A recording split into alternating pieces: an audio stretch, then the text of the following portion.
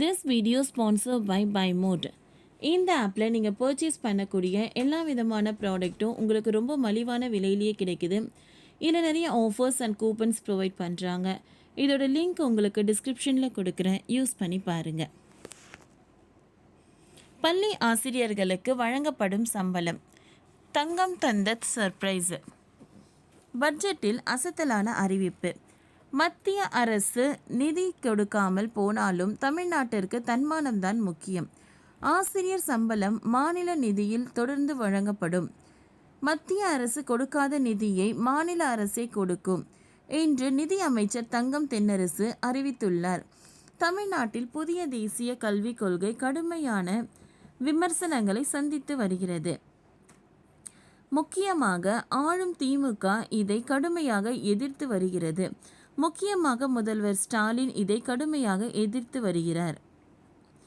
தேசிய கல்விக் கொள்கை மற்றும் PM ஸ்ரீ திட்டங்களில் கையெழுத்து போடாததால் தமிழ்நாடு 5000 கோடி நிதியை இழக்கும் என்று மத்திய அமைச்சர் தர்மேந்திர பிரதான் நேற்று கடிதம் எழுதியிருந்தார். இருந்தாலும் தமிழக அரசு தரப்பில் தமிழ்நாட்டில் இருமொழி கொள்கையையே பின்பற்றப்படும் என்று பதில் கடிதம் அமைச்சர் அன்பில் மகேஷ் மூலமாக அனுப்பப்பட்டது. இதன் காரணமாக கடுமையான நிதி பிரச்சினை ஏற்படும் நிலை ஏற்பட்டு உள்ளது. இதனால் ஆசிரியர்களுக்கு சம்பளம் வழங்குவதில் சிக்கல் ஏற்பட்டு உள்ளது. இதையடுத்து மத்திய அரசு நிதி கொடுக்காமல் போனாலும் தமிழ்நாட்டிற்கு தன்மானம்தான் முக்கியம்.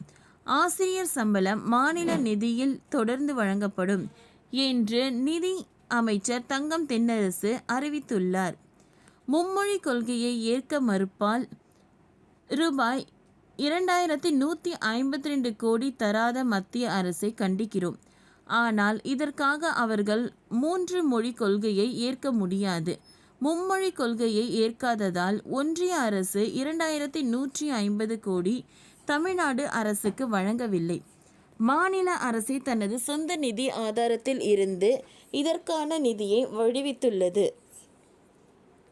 இருமொழி கொள்கையை விட்டுத்தர மாட்டோம் என உறுதியாக உள்ள முதலமைச்சரின் பக்கம் நின்று மக்கள் ஆதரவு அளித்துள்ளனர். அவர்கள் பணம் தரவில்லை என்றாலும் ஆசிரியர்களுக்கு சிக்கல் ஏற்படாமல் பகிர்ந்து கொள்வோம். இதனால் ஆசிரியர்களுக்கு தொடர்ந்து சம்பளம் வழங்குவோம். மத்திய அரசு கொடுக்காத நிதியை மாநில அரசே கொடுக்கும். 2000 பள்ளிகளில் கணினி ஆய்வகங்கள் தரும் உயர்வுக்கு ரூபாய் 160 கோடி ஒதுக்கீடு செய்கிறோம் என்று கூறியுள்ளார். முன்னதாக இது தொடர்பாக முதல்வர் ஸ்டாலின் வெளியிட்ட கண்டனத்தில் எம்மொழிக்கும் சளைத்ததல்ல எம் மொழி. இலக்கியங்களில் புதைந்திருந்த வரலாற்றினை மண்ணில் அகழ்வாய்வு நிறுவி வருகிறோம்.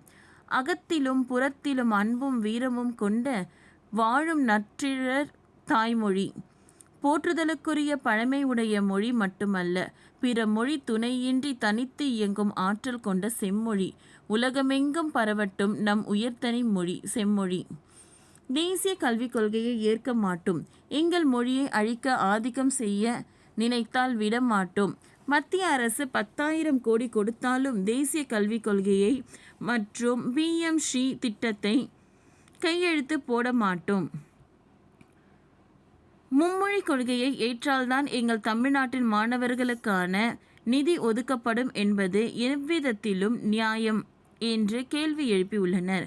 ஓகே ஃப்ரெண்ட்ஸ், இந்த வீடியோ உங்களுக்கு யூஸ்ஃபுல்லாக இருந்ததுன்னா லைக் பண்ணுங்கள், ஷேர் பண்ணுங்கள், சப்ஸ்கிரைப் பண்ணுங்கள். தேங்க்யூ.